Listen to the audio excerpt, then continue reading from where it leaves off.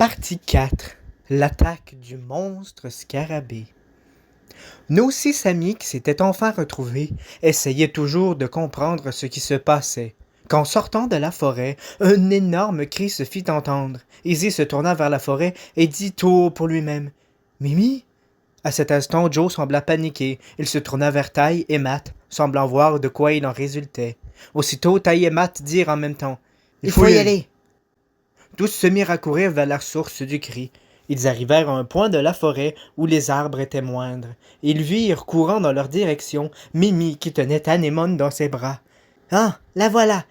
Mais pourquoi est-ce qu'elle a... » Il ne put terminer sa phrase, qu'il vit, volant dans le ciel, un énorme scarabée rouge. « Oh non !» s'écria Motimon. « C'est Quagamon, un énorme Digimon insecte. Il faut faire attention à ses pinces. Avec son attaque Scissor Arms, il peut trancher n'importe quoi, même un arbre. » Mimi s'écarta vers la gauche au moment où Quagamon arrivait vers elle.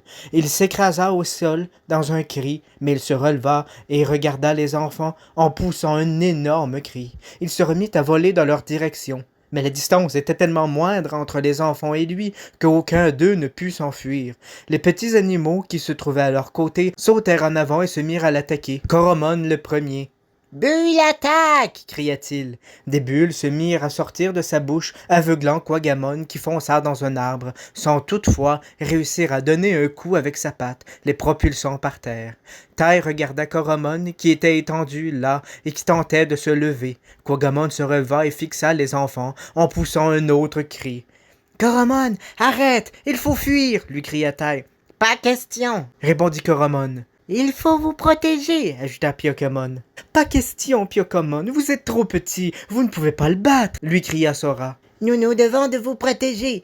Je suis désolé, Teka, mais je dois le combattre. » Aussitôt, les animaux courirent vers Quagamon. Tai courut vers Coromon pour l'empêcher d'attaquer tout en criant « C'est de la folie, Coromon, arrête !» Tai commença à peine à bouger que le petit engin qui avait tombé du ciel, qui, pour une raison inconnue, car Tai n'était pas au courant de sa présence là, était accroché à son short, se mettant à briller, ainsi que celui des 6 autres. 7 lumières étranges englobèrent les petits animaux sous la lueur ahurie de tous. Coromon, désinvolve-toi, hein? Agumon. Pyokomon, désinvolve-toi, hein? Biyomon. Tanemon, désinvolve-toi, hein? Palmon. Matimon, désinvolve-toi, hein?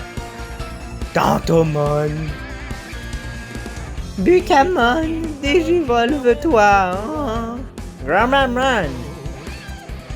Takamon, désinvolve-toi, hein? Patamon. Tsunomon, désinvolve-toi, hein? Gabumon. La lumière s'évanouit enfin devant les enfants. Stupéfaits, les petits animaux avaient changé de forme. Agumon ressemblait à un petit dinosaure orange avec des griffes. Biyomon ressemblait à un oiseau rose.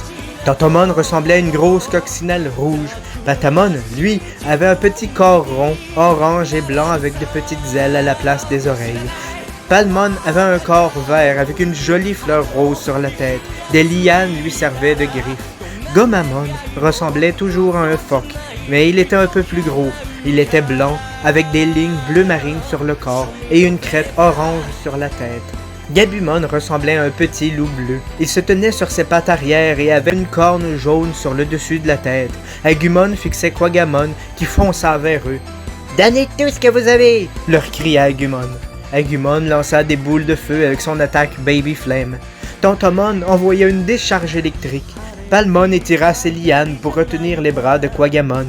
Patamon envoya une onde de choc avec son attaque bulle tonnerre.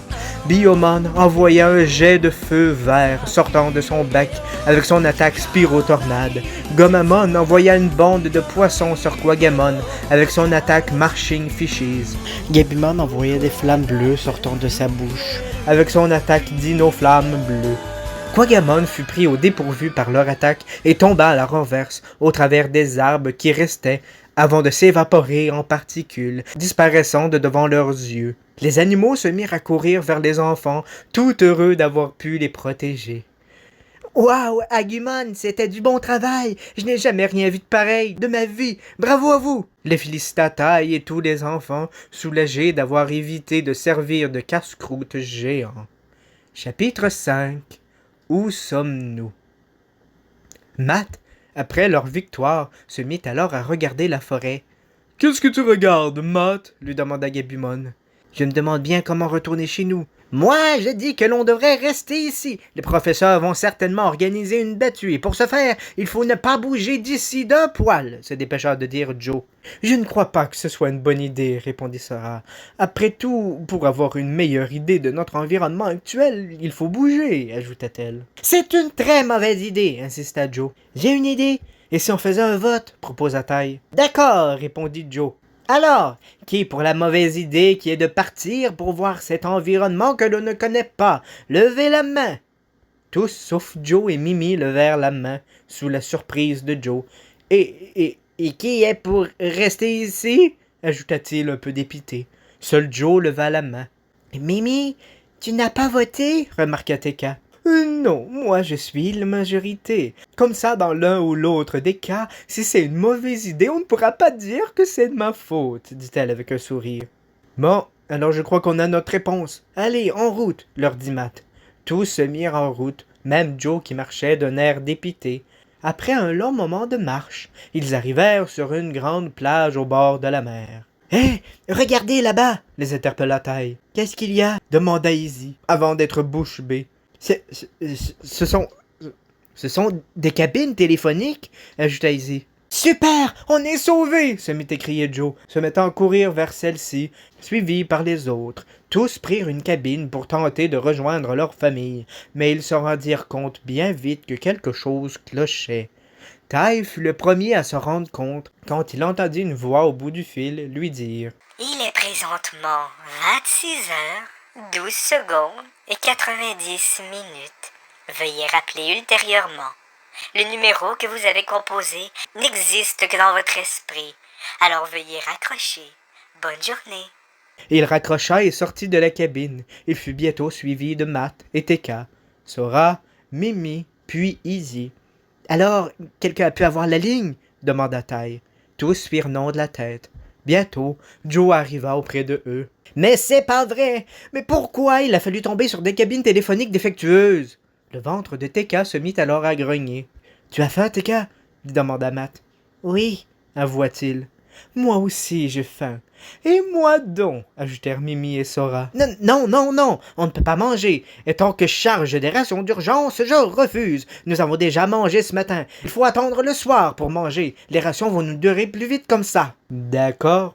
Et on ne sait même pas où on est. Alors sur le fait de savoir si le soleil va se coucher ou non, on est encore moins sûr, Einstein, lui dit Matt. « Je n'apprécie pas du tout cet humour, répondit Joe. « J'ai faim, j'ai mal aux pieds, je veux manger, ce n'est pas compliqué tout de même. Ouvre le sac et donne à manger, lui dit Mimi. T'es qu'à faim aussi, tu ne peux pas demander à un enfant comme lui de ne pas manger, ajouta Sora. Pendant qu'ils se disputaient, Tai était là, à regarder l'océan. Izzy, le voyant, s'approcha de lui. « Ah, c'est toi, Izzy? » J'étais en train de réfléchir. « À quoi? » demanda le susnommé. « Il me semble que j'ai déjà entendu parler de Digimon. Je ne me souviens tout simplement plus de où, cependant. Je vois. J'ai réfléchi, moi aussi. Et si cet endroit était une nouvelle invention pour les enfants? Tu sais où ils permettent aux gens de profiter d'un séjour avec une nouvelle sorte de créature qui viendrait de peu partout sur Terre. Qui sait, nos parents nous ont peut-être inscrits et ont tout simplement oublié de nous le dire. Tu crois? Lui répondit Tai. Je ne sais pas, je réfléchis encore, mais c'est une possibilité. Il me semble avoir déjà vu des paysages semblables à la télé près d'Okinawa, dit-il avant de regarder le soleil. C'est étrange. Le soleil bouge toujours au fur et à mesure de la journée, mais depuis qu'on est parti, je ne l'ai pas vu bouger une fois. Se dit Izzy dans son esprit. Il fut sorti de ses pensées par Joe qui continuait à s'obstiner. Mais qu'est-ce que vous croyez qu'on va faire si on mange à chaque fois qu'on a faim? Il faut se faire des réserves, c'est important, s'emporta Joe. Mais personne n'a dit qu'il fallait manger dès qu'on a faim. Simplement là, pour la situation présente, je pense que nous devrions reprendre des forces. Voilà, c'est pas la mer à boire, tout de même, lui répondit Mimi.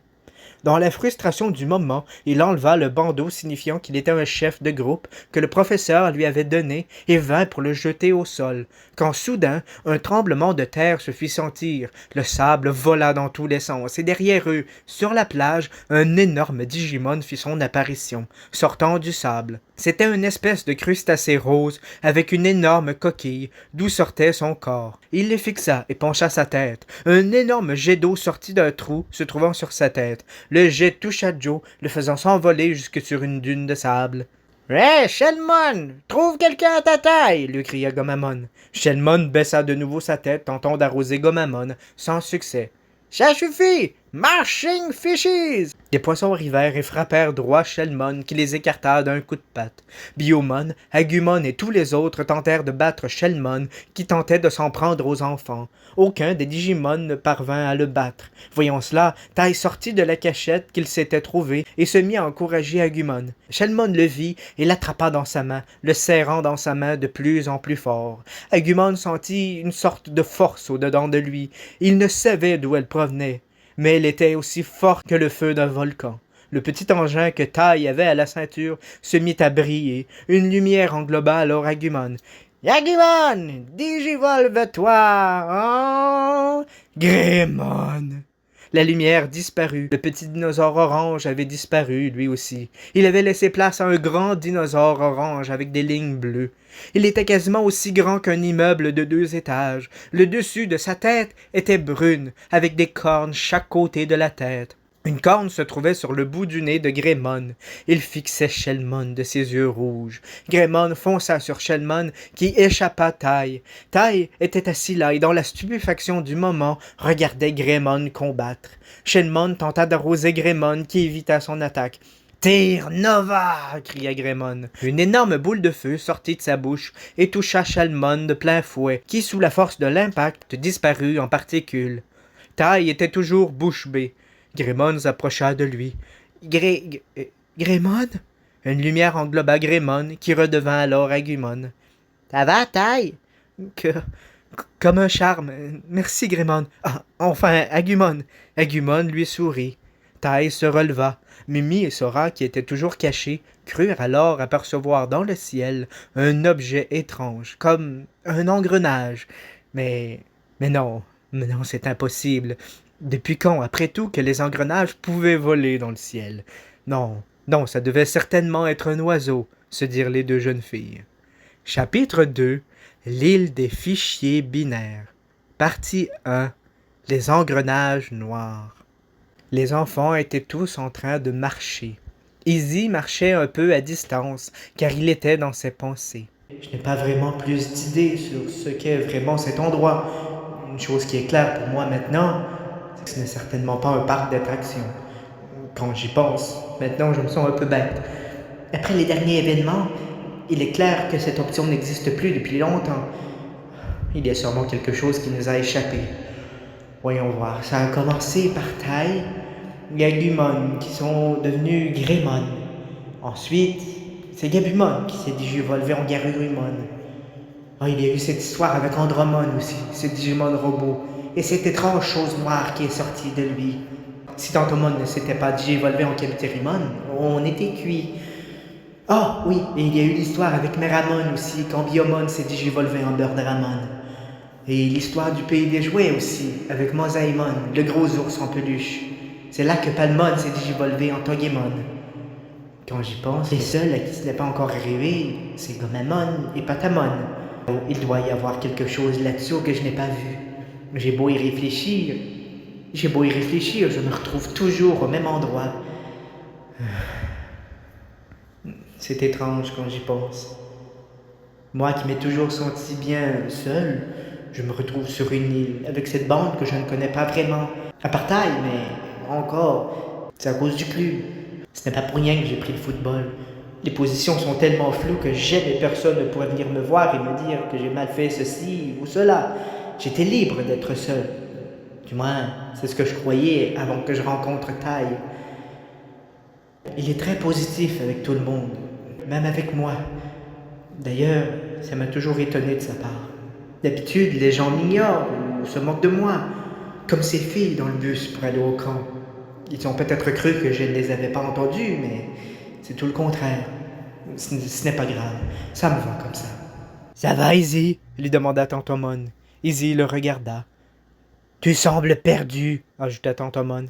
Ah, non, Tante Mon, ça va. Je réfléchissais, c'est tout. Teka s'arrêta et eut mal l'air. Matt s'arrêta. Ça va, Teka? Oui. Vous sentez? On dirait l'odeur de l'eau qui bouille, comme quand maman me fait une soupe quand je suis malade. C'est la même odeur. Teka se mit alors à courir, suivi par Patamon, Matt et Gabumon à sa suite. Teka! Teka, où vas-tu? Moins vite, reviens! Le pressa Matt. Les autres courirent pour le rejoindre. Ils arrivèrent vers des rochers qui semblaient être montés en table. Près de là, une mare d'eau bouillante bouillonnait. Voyant ceci, Teka s'arrêta. Les autres furent bouche bée en voyant cela. Tai remarqua, près de là, un réfrigérateur. Tai était le seul à l'avoir remarqué. Il s'approcha alors du réfrigérateur. « Regardez! Je me demande bien ce qu'il y a là-dedans. » Il l'ouvrit et trouva des œufs à profusion. Tous étaient heureux. Tous, sauf Joe. « Ces œufs ne sont pas à nous et Dieu sait qui les a mis là. S'il découvre que nous lui avons volé des œufs, qui sait comment il réagira? Et à qui veux-tu que ce soit? » « Et puis, ce n'est pas comme si on n'en avait pas besoin, » lui répondit Matt. « On n'en aurait pas besoin si vous m'auriez écouté dès le départ quand je vous disais de garder des provisions. Mais non, bien sûr, vous préférez faire à votre tête comme d'habitude. Vous vous plaignez toujours. Mais au final, qui est là pour vous ramener sur le droit chemin? Moi! Avec vous, c'est toujours la même chose. J'ai mal aux pieds, je suis fatigué, j'ai faim. Mais quand je parle, personne ne m'écoute. C'est pas croyable, vous êtes vraiment insupportable. Je devrais vous laisser pourrir dans cet endroit et rentrer à la maison. Vous êtes pire que des enfants de 4 ans, s'emporta Joe. Hé, Joe, calme-toi, tu vas trop loin, lui dit Tai. Moi, je vais trop loin. Ce que j'ai dit est la plus stricte vérité et vous le savez tous. Des pleurs le firent s'arrêter, soudainement. Son visage se tourna vers la source des pleurs. Mimi avait le visage dans les mains et pleurait. Palmon avait sa main sur l'épaule de Mimi. Elle avait, elle aussi, les larmes aux yeux. « Comment peux-tu te montrer aussi méchant? Vous êtes tous dans la même galère et chacun fait ce qu'il peut, tu sais, » lui dit Palmon. Joe se mit alors à avoir un remords.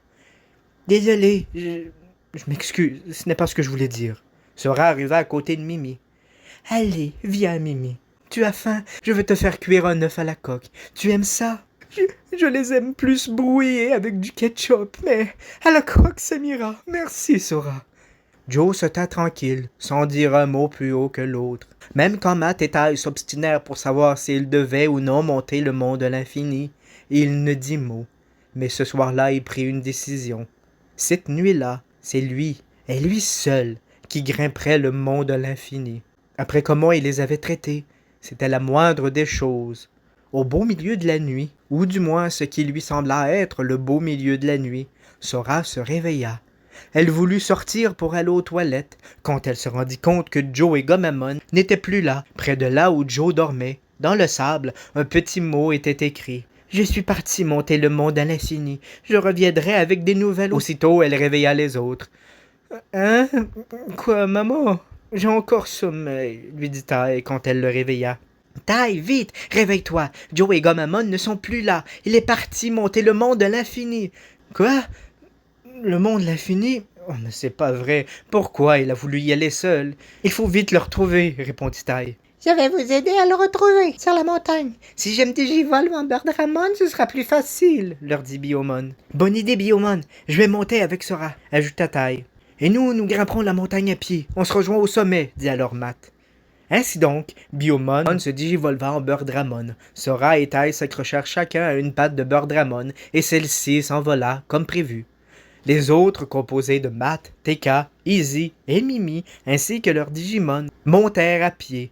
Quand ils furent arrivés à moitié chemin, Teka s'arrêta. « Regardez là-bas, c'est pas Joe? » Tous regardèrent où Teka regardait, et ils virent Joe qui était en train de fuir, et un Digimon ressemblant à une licorne avec un masque de métal ainsi qu'une corne rouge était sur son visage. Il poursuivait Joe et l'attaquait, Birdramon et Greymon tentant d'aider Joe. Nom d'un Digimon! Mais c'est Unimon! Il est l'un des Digimon les plus gentils du monde, et il ne ferait pas de mal à une mouche. Il faut les aider, on ne peut pas les laisser seuls, ils vont avoir besoin d'aide, déclara Matt. Je pourrais envoyer Kabuterimon, proposa Izzy. Mais non, sur Kabuterimon, seules 2 personnes peuvent monter, et ce serait trop dangereux pour Teka et Mimi de rester ici seuls.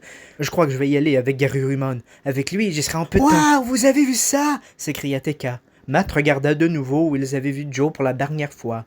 Un énorme phoque, grand, à peu près comme Greymon, était là. Il avait un pelage blanc, 2 grandes dents sur chaque côté de la bouche, une grande corne noire sur sa tête. Sa corne se détacha de sa tête, et elle fut remplacée par une nouvelle. La corne, qui était projetée dans les airs, s'écrasa en explosant sur Unimon. Ce dernier sortit de la fumée de l'explosion, quittant la scène, comme s'il n'avait jamais été là. « Qui c'est ce Digimon ?» demanda Matt. « C'est Ikekumon, la digivolution de Gomamon, » répondit Gabumon. « Il faut les rejoindre. Tu veux bien, Gabumon ?»« Avec joie, Matt, » répondit ce dernier. « Toi aussi, Tantomon. »« À ton service, » répondit le susnommé. Gabumon se digivolva en Garurumon, un grand loup blanc avec des lignes bleues sur tout le corps. Il était 3 fois plus gros et 2 fois plus haut qu'un loup normal. Tantomon, lui, se digivolva en Kabuterimon, un énorme insecte ressemblant à un scarabée gris avec 4 bras. Mimi monta avec Izzy et Teka avec Matt. Ainsi, en moins de 2, tous les 6 étaient rendus en haut du monde à l'infini. Birdramon, Kabuterimon et Garurumon redevinrent Gabumon, Tantomon et Biomon. « Ne pars plus jamais comme ça, dit Teka en s'approchant de Joe. Tu nous as fait une de ces peurs, ajouta Mimi. Je ne voulais pas vous inquiéter. Je voulais me rendre utile plutôt que d'être le casse-pied de service, répondit Joe. Tu n'es pas le casse-pied de service. Quant à moi, j'avoue qu'il peut m'arriver de me plaindre beaucoup, lui dit Mimi. Joe lui sourit. Hé, regardez! Tous les 6 regardèrent. La mer à perte de vue. Pas doute, on est bien sur une île, dit Matt. Alors qu'il regardait la mer, Ty vit un peu plus bas un grand bâtiment. Hé, regardez là-bas! On dirait une auberge. Si on y allait, qui sait, peut-être qu'on pourrait trouver là-bas quelqu'un qui pourrait nous aider. Tous furent d'accord. Ils commencèrent donc à descendre de la montagne à pied. Un énorme bruit se fit entendre derrière eux. Les enfants se retournèrent. Un grand Digimon était là, debout, grand environ comme un adulte. Il avait un pantalon bleu, avec, à ses côtés, 2 grandes épées. Il ressemblait à un lion et fixait les enfants avec un air dur. « Ah, c'est Léomon! Il se bat toujours à nos côtés pour les bonnes choses. C'est un modèle pour nous tous, les Digimon! » s'écria Gabumon. Léomon mit la main sur ses épées et montra ses dents, et en s'approchant d'eux, il dit « Je dois supprimer les enfants !» Tous, l'entendant, se mirent alors à courir. Ils durent se stopper net, car un autre Digimon se trouvait là, à l'opposé de Léomon. Il était vert avec 2 cornes noires sur chaque côté de sa tête. Il avait ce qui s'apparentait à des cheveux blancs. Il avait une massue en forme d'os qu'il tenait à la main. « Oh non, c'est Ogremon! Ça sent pas bon du tout! » s'écria Patamon. « Et alors, les enfants, vous allez quelque part? » leur dit Ogremon. « Assez joué! Prêt, Ogremon? » Ogremon et Léomon sautèrent, armes au poing, pour attaquer les enfants. Une lumière engloba tous les Digimon, sauf Patamon. « Agumon, digivolve-toi, hein? »« Greymon. »« Biomon, digivolve-toi, hein? »« Birdramon. »« Gomamon, digivolve-toi, hein? »« Ikakimon. »« Gabumon, digivolve-toi, hein? »« Garurumon. » Palmon, digivolve-toi, hein? Togemon. Tatamon, digivolve-toi, hein? Kabuterimon.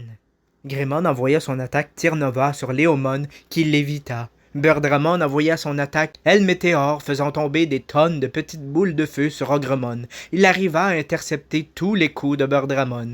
Ikakumon vint pour attaquer quand du haut de la montagne tomba une avalanche de pierres. Birdramon envoya des boules de feu rendant l'avalanche de pierres en avalanche de poussière.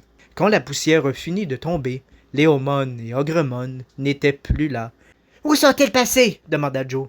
Ils sont peut-être tombés à cause de l'avalanche de pierres, supposa Sora. Les Digimon étaient redevenus Agumon, Tantomon, Gabumon, Biyomon, Palmon et Gomamon. Ils étaient par terre et semblaient épuisés. Tai s'approcha alors de Agumon. « Agumon, tu vas bien ?»« Ça va aller, Tai. Je suis juste exténué, » lui répondit Agumon. Tai prit Agumon dans ses bras, et tous ensemble partirent direction l'auberge.